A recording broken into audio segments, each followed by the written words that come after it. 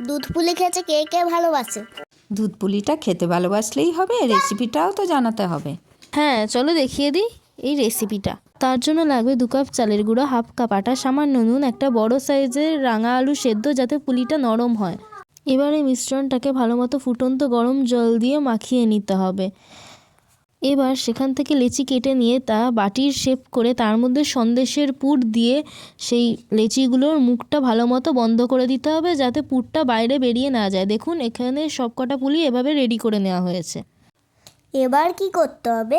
দুধটাকে ভালো করে ফুটতে দিতে হবে এবং তারপরে এর মধ্যে এলাচগুলো থেতো করে দিতে হবে এবং আবার ফুটতে দিতে হবে কিছুক্ষণ। এবার এর মধ্যে কিছুটা দুধে আমুল দুধ মিশিয়ে ঘন করার জন্য মিশিয়ে দিতে হবে।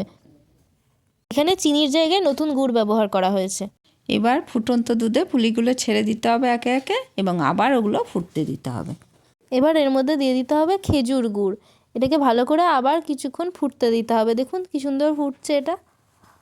দুধটা ঘন হয়ে এলেই গ্যাসটা অফ করে দিতে হবে। রেডি হয়ে গেল নরম নরম দুধ পুলি। আজকে তাহলে এটুকুনি, আবার আসছি নতুন ভিডিও নিয়ে। আজকের জন্য টাটা, বাই।